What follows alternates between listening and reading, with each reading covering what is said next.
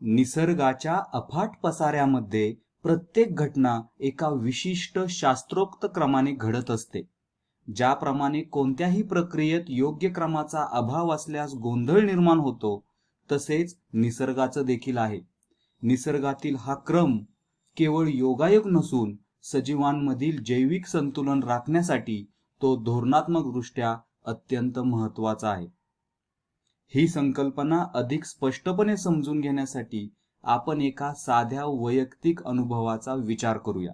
काही दिवसांपूर्वी मला माझ्या कुटुंबासाठी व्हेज फ्राईड राईस बनवायचा होता. जेव्हा ही रेसिपी वाचायला मी सुरुवात केली तेव्हा काही काळ माझा गोंधळच उडाला. या रेसिपी मधल्या ज्या पायऱ्या आहेत त्या योग्य क्रमाने दिलेल्या नाहीत. उदाहरणार्थ, भाज्या चिरण्यापूर्वीच त्या शिजवायला सांगितलंय. जेव्हा स्वयंपाकात कृतीचा क्रम चुकला की अंतिम पदार्थ बिघडतो, तसंच निसर्गाचं सुद्धा आहे. निसर्गातील सजीवांचा एकमेकांवर अवलंबून असण्याचा एक विशिष्ट क्रम असतो आणि हा क्रमच निसर्गाचं अस्तित्व टिकवून ठेवतो. ही साखळी नक्की कशी कार्य करते हे समजून घेण्यासाठी आपल्याला सजीवांच्या पोषणाच्या सवयींचा अभ्यास करणं आवश्यक आहे.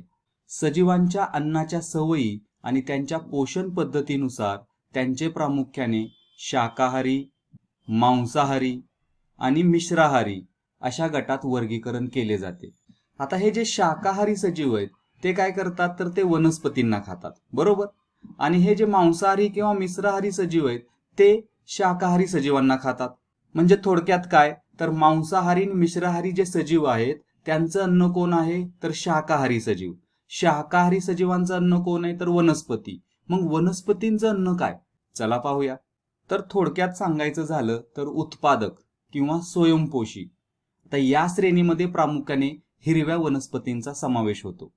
या ज्या वनस्पती आहेत त्या वनस्पती अन्नासाठी इतर कोणत्याही सजीवावरती अवलंबून नसतात, तर सूर्यप्रकाशातील ऊर्जेचा वापर करून प्रकाश संश्लेषण पद्धतीने या वनस्पती स्वतःचं अन्न स्वतः तयार करतात.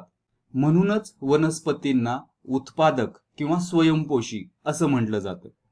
वनस्पती या अन्नाचा वापर प्रक्रिया करण्यासाठी म्हणजे स्वतःच्या वाढीसाठी वापरतात आणि अतिरिक्त जी ऊर्जा आहे ती अतिरिक्त ऊर्जा स्वतःच्या शरीरामध्ये जमा करतात किंवा साठवून ठेवतात. तर वनस्पती या झाल्या उत्पादक, स्वयंपोषी. आता पाहूयात भक्षक किंवा परपोषी सजीव. आता जे सजीव स्वतःचं अन्न स्वतः तयार करू शकत नाहीत, जे अन्नासाठी इतर सजीवांवरती अवलंबून असतात, त्यांना भक्षक असं म्हणतात. आता यामध्ये दोन महत्वाचे स्तर आहेत. इथं जर आपण पाहिलं तर हरिण आहे, तो वनस्पतींना खातो, बरोबर. तर हरिण झाला भक्षक, पण तो आहे प्राथमिक भक्षक, कारण तो थेट वनस्पतींना खातो, बरोबर.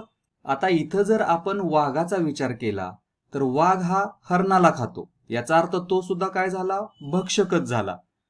पण तो आहे द्वितीयक भक्षक किंवा सर्वोच्च भक्षक.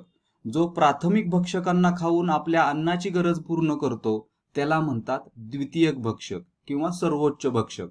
थोडक्यात सांगायचं झालं तर येथे वनस्पती काय आहेत, उत्पादक आहे. हरिण हा प्राथमिक भक्षक आहे आणि वाघ हा द्वितीयक भक्षक आहे.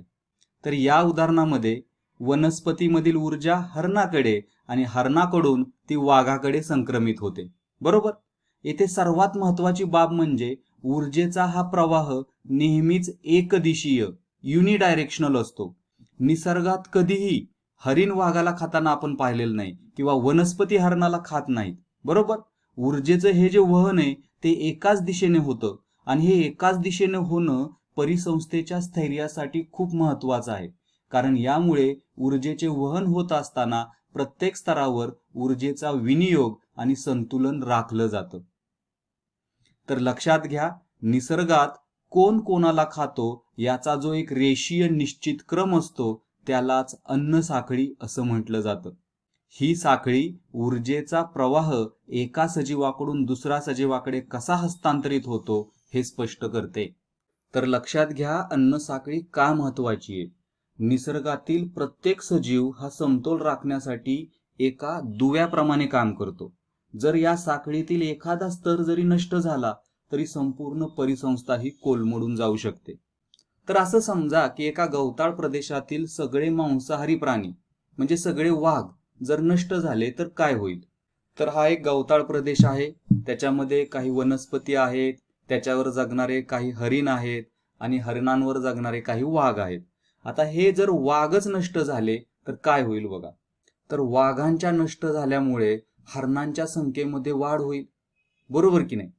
मग हरणांची संख्या वाढल्यामुळे तेथील वनस्पतींवरती अतिचराई होईल, म्हणजे वनस्पतींना पुन्हा वाढण्यासाठी वेळच मिळणार नाही, ज्यामुळे वनस्पतींचं अस्तित्व धोक्यात येईल.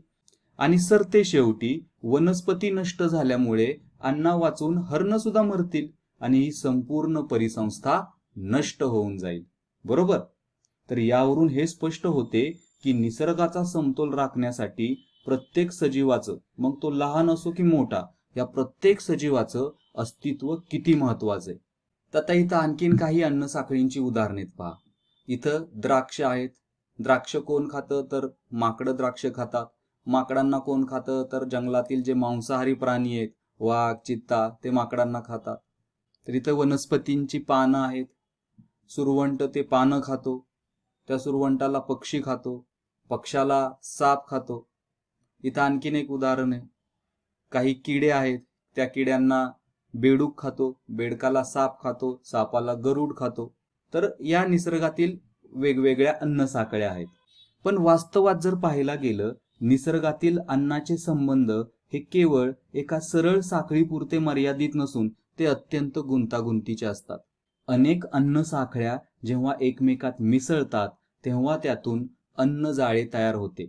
आता इथं थोडक्यात बघा, अळी काय करते? तर ही अळी वनस्पतींची पाने खाते आणि पक्षी काय करतात? तर त्या अळीला खातात, बरोबर?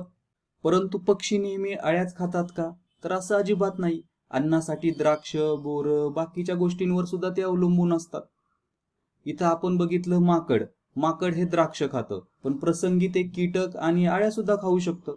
म्हणजे जेव्हा आपण या सर्व परस्पर संबंधांचा एकत्रित विचार करतो तेव्हा आपल्याला सजीवांच्या गुंतागुंतीच्या रचनेची जाणीव होते. तर हे अन्नजाळे आपल्याला शिकवते की एखाद्या प्रजातीचं नष्ट होणे केवळ एका साखळीवर परिणाम करत नाही, तर संपूर्ण नैसर्गिक प्रणालीला विस्कळीत करू शकते. ही गुंतागुंतीची प्रणालीच खऱ्या अर्थाने निसर्गाचे नैसर्गिक संतुलन टिकवून ठेवण्याचं काम करते. तर मित्रांनो, आज आपण अन्न साखळी आणि अन्नजाळे यामधील मूलभूत फरक पाहिला. अन्न साखळी ही ऊर्जेच्या वहनाचा एक मार्ग दर्शवते, तर अन्नजाळे हे निसर्गातील सजीवांच्या परस्पर संबंधांची वास्तववादी आणि गुंतागुंतीची रचना स्पष्ट करते. हा अभ्यास आपल्याला जो पुढचा व्हिडिओ पाहायचा आहे, ऊर्जा मनोरा, एनर्जी पिरॅमिड, या संकल्पनेचा पाया तयार करून देतो. निसर्गातील प्रत्येक सजीव, मग तो स्वयंपोषी असो किंवा परपोषी, उत्पादक असो वा भक्षक, निसर्गातील प्रत्येक सजीव हा या चक्राचा अविभाज्य भाग आहे. आपल्या पर्यावरणाचे आणि त्यातील जैवविविधतेचे रक्षण करणे ही आपल्या सर्वांची एक सामूहिक जबाबदारी आहे, कारण निसर्गाचा हा सूक्ष्म समतोलच आपल्या मानवी अस्तित्वाचा खऱ्या अर्थाने आधार आहे. आपण सर्वांनी या नैसर्गिक व्यवस्थेचा आदर राखला पाहिजे, जेणेकरून भविष्यातील पिढ्यांसाठी हे संतुलन अबाधित राहील. तर इथंच थांबूया मित्रांनो. धन्यवाद.